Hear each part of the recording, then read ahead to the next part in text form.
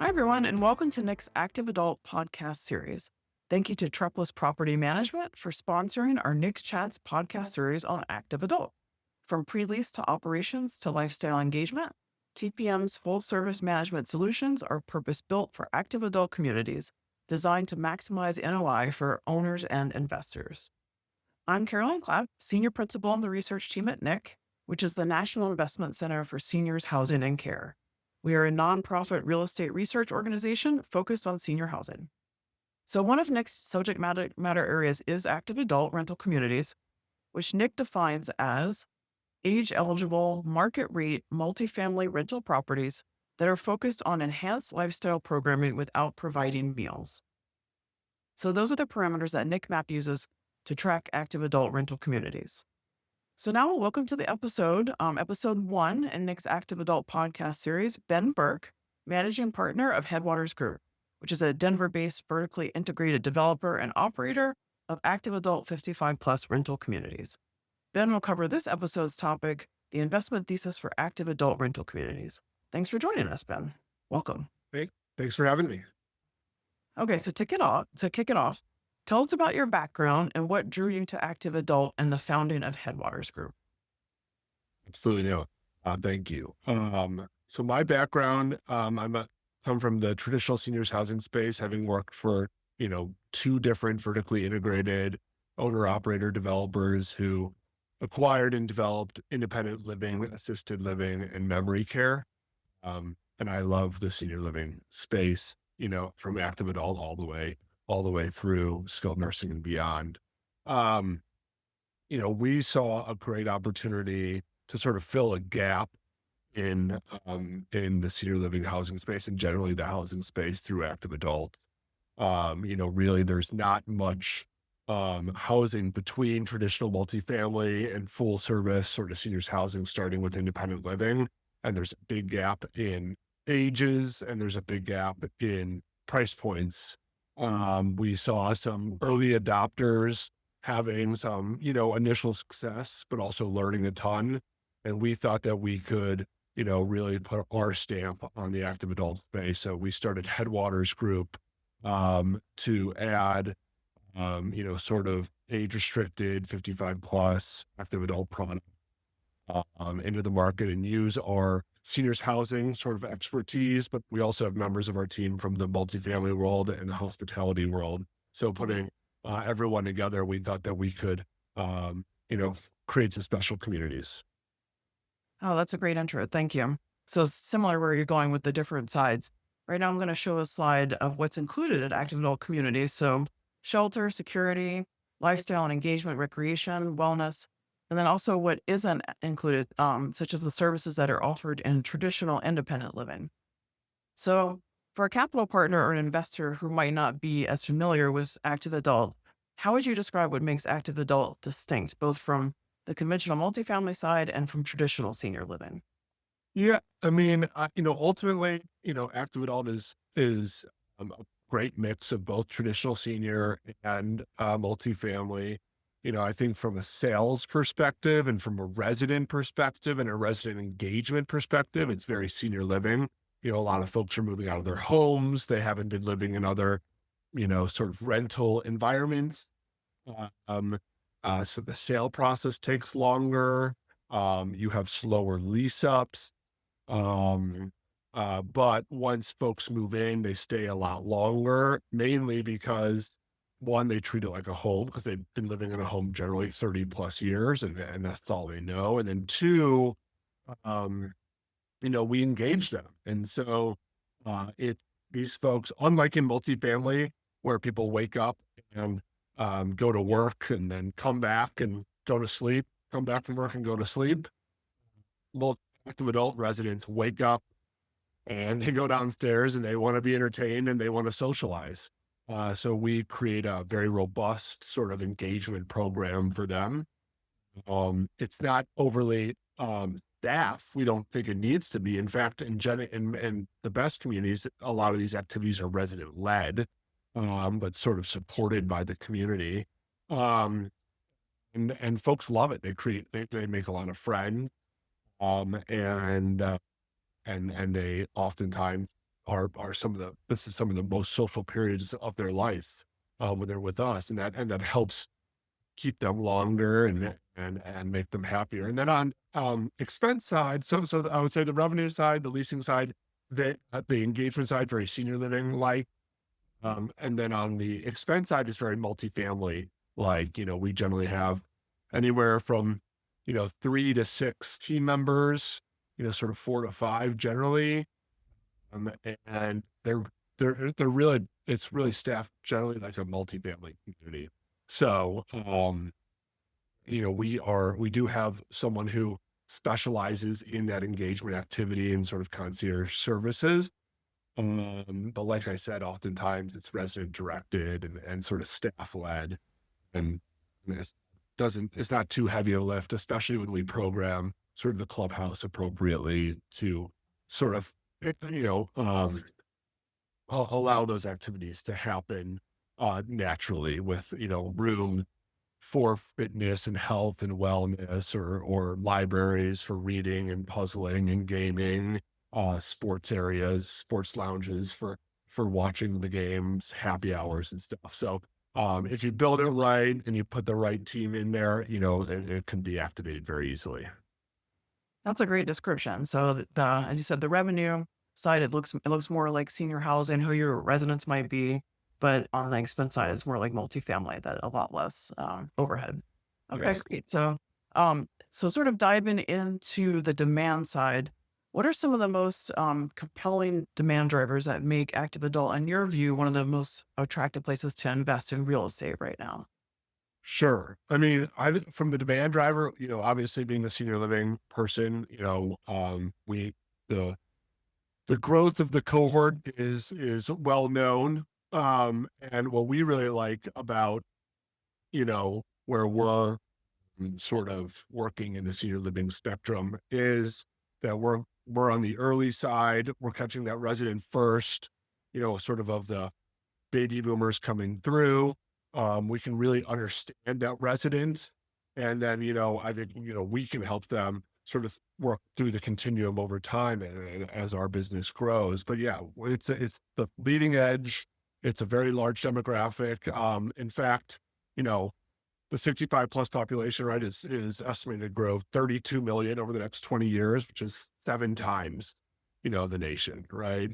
We project internally about 230 units of demand annually, sort of at existing penetration rates. And, right now, 230,000. 230,000. Yeah. And there's only about 60,000 units of existing supply, or maybe I think Nick tracks it a little closer to 100,000. Uh, and those units are 94 and change, 95% occupied on a stabilized basis. And I think low 90s if you do everything, including lease ups. So, right there, you just see, very limited supply and a lot of the demand pushing those occupancy rates higher. So, and obviously with the growth behind it, we feel, very confident in the demand. And then, furthermore, the wealth and income of the demand in our segment versus, maybe traditional multi, we have residents who have, um, you know, investment accounts that they've had for, most of their life. And the boomer population, it has, is a wealthy cohort. So they have the ability to rent. Plus they have, or further backstopped, sort of with U.S. government credit, with Social Security benefits and health insurance through Medicare. Yeah. Okay. That's a great description of the demand there. And then also you started to touch on the inventory, so that's a good segue into active adult inventory. So I'll put a slide up now, and it's showing the active adult rental inventory by the year each property opened. And I think what you're describing when you say about 60,000, I've heard investors sort of make this divide. So there are older properties that look different. They're maybe a bit more just age restricted. They're naturally occurring retirement communities. they also have very high occupancy rates. But kind of what we're describing today and talking about, and from the investment side today are the more modern properties. So that might be the 60,000 that you're talking about. So you can see, roughly, a little more than a third of this inventory is open since 2019, about half of it in the past 10 years. So, this chart maybe looks dramatic, but it's really only a few thousand units per year. So how do you think about where we are in the supply cycle? And how does Headwaters evaluate whether a given submarket has room for a new community? Yeah, I mean, I think that we are chronically undersupplied for the product, to begin with off of its base. And I think, from the reporting that you have here, I mean, we're sort of delivering about 7,000 units annually off of a very large deficit. So we're not making up any ground. With all that said, those are national level statistics. And, maybe that leads us to this strategy, but on any given deal, all that matters is, what's in your market and not having, sort of coterminous lease ups. That's our number one thing we've seen in seniors housing, through our career that, you know, lease ups that are occurring at the same time, um, a lot of pressure on rent, and they put a lot of pressure on absorption. So we do whatever we can to locate our properties in areas that will have the lowest potential for another property opening up around the same time or during our lease up. Okay. Yep. That makes sense. And then similar to that, you're concentrated in the Denver metro area. You've got some sites in Salt Lake City and Scottsdale, so Sunbelt, Mountain West markets.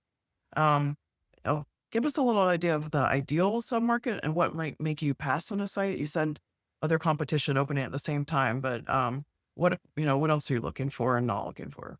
Yeah, I mean, I say we're generally first and second ring suburbs. We sort of look at it as a seniors housing investor. We want to be where sort of the adult daughter is with the grandchild. Our bulk customer is, a 73-year-old single lady, widowed, divorced, never married, but with grandchildren. And um, and they want to live close to their grandchildren and help out and be around their adult daughter. That's a very seniors housing sort of demand driver. Um, where are those adult daughters and grandchildren? They're generally in first and second ring suburbs with great schools, sort of nice homes, good home values, good incomes, a low crime rate. I would generically call them sort of Trader Joe's and Whole Foods, suburban markets is where we see our resident most preferring to live. Yeah, but to something that we wouldn't do a deal, assuming it's in one of those areas to begin with, I would say it's very much, we look at micro location, we want to have great walkability we're less concerned about walkability to restaurants and bars and, shopping. We more prefer walkability, to walking trails and nature and those types of things that our residents really enjoy. So we look at micro location, we look at neighbors, and then definitely supply. We haven't over the last, number of years now, 4 or 5 years, that hasn't been an issue just because we haven't seen any supply in our submarkets, which is great. But, you know, I think over time that will evolve and change. So we're, very much looking at, who's planning deals or talking about deals, and we want to be very ingrained in our market and know who's coming in at any given time. Yeah. Okay. Yeah, that makes a lot of sense on the site selection as well. So sort of moving into branding, you launched the Aspendale brand. So you talked about hospitality. So that's the umbrella for your portfolio. What does the brand stand for in the mind of a prospective resident? And how does it sort of inform how you're going to design physically and the programming that you're going to implement across your communities? Sure. Yeah. I mean, Aspendale, we found it very important to brand our communities. Aspendale is a brand that, really focuses on our communities, mainly in the Mountain West and Southwest, which is near a lot of our sites are near walking trails, have views of the mountains. Um, you know, Aspendale was created to sort of represent that resident that likes, being active, getting outdoors. We have robust outdoor space. I think more than most of our competitors in all of our communities, partially due to just sort of where they're located. A lot of our communities are located on bike trails or walking trails. Um, and so the Aspendale brand sort of through imagery, through coloring, matches that sort of environment. And a lot of our imagery, messaging, language, and copy speaks to, an adventurous spirit. I'm someone that is wanting to not only be adventurous in maybe the housing they choose, just because this is somewhat of a new style of housing, but also just in their life, generally getting outdoors, moving around, being active, being healthy, and wanting to, live with people who are like minded. Yeah, that's great. Because I know a lot of the programming is everyone says it's very resident specific, but it sounds like with the brand you are sort of going for something that's recognizable as well on what you're offering. And you started to touch on occupancy rates, so let's dig a little further into that. I'm going to put a slide up right now that shows NIC map occupancy rates that are above 90% on average. So for all properties and stabilized. When you're underwriting, so whoever's listening today about underwriting and pro forma, let's talk about what your key assumptions are. So, what is a good lease up pace? What does stabilized occupancy mean? What's that definition? Where is it? And rental rate, rent growth as well. And has that evolved over time since you've been working in active adult? Yeah. I think that we underwrite 30% pre-leased and 6 a month of the and minimum, but generally, being conservative, that's how we think about it. From a rate perspective, it's interesting in our portfolio.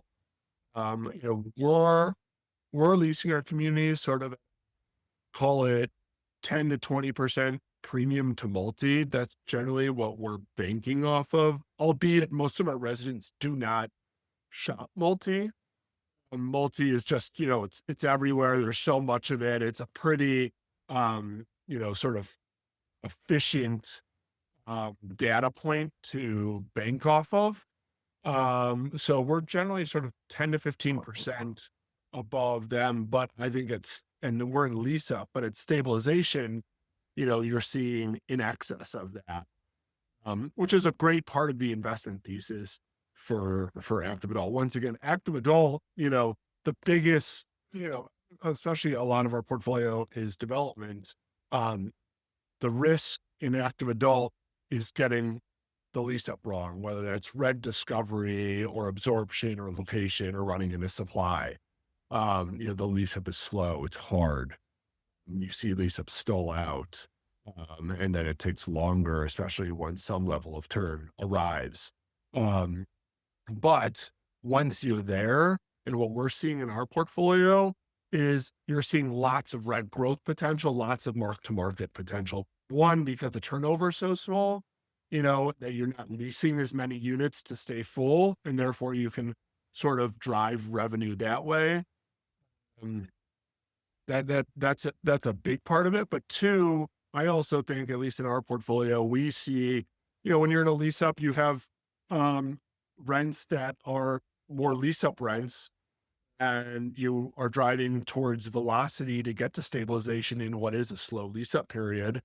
And then once you get there, we see large mark to market because you sort of have used incentivized rates to drive lease up to get to stabilization. So we love this. If you can lease it up and sort of underwrite that, we love it from development, but we also really love it from an acquisition standpoint because we think there's a lot of outsized revenue growth as compared to multi.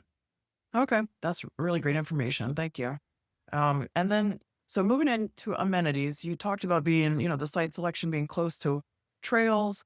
But I'm going to put a slide up here showing the top 10 active adult amenities that are tracked by NIC Map. So, at the top of the list are things like fitness centers, pools, the clubhouse, an activities coordinator, so like a lifestyle and engagement director.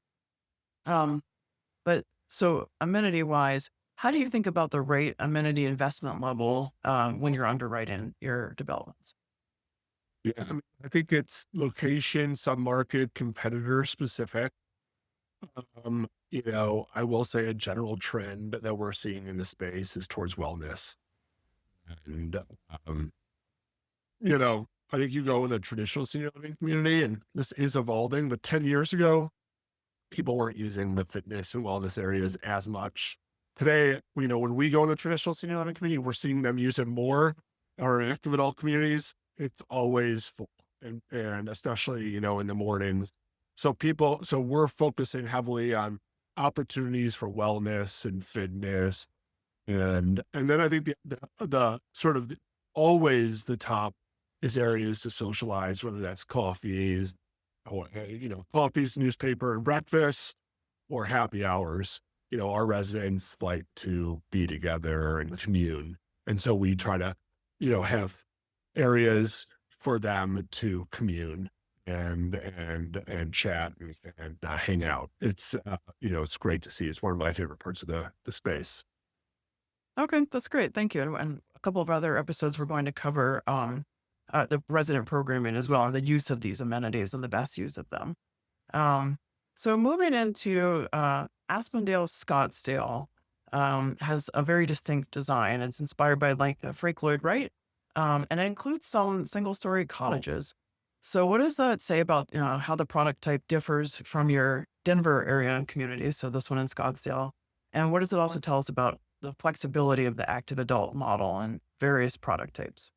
Yeah, we're very proud to design our community with Frank Lloyd Wright, architecture in mind, and incorporating the design. We sit in Scottsdale on Frank Lloyd Wright Boulevard, and right below actually Taliesin, which is a museum, a Frank Lloyd Wright museum, and so um, we we thought it would fit the area the best, which is what we always do, is, sort of incorporate design into, match the surroundings in the area and differentiate ourselves. So I think a lot of people will be drawn to that. And then listen, as it relates to um, the cottage product, so we are um, a little under half a year until um, we will open that community. Um, and um, I believe we are nearly sold out of those cottages. So we're seeing very large demand for that, cottage prop.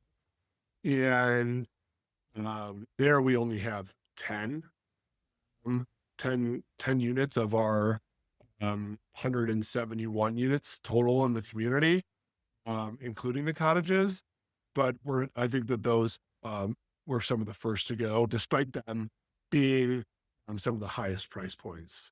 So I think it goes to show that cottage product is really desirable. And in fact, we're looking for opportunities to diversify our product offering on a campus style with more cottages, or even an entire community of sort of cottage patio home for rent of product, sort of geared towards that our age restricted client.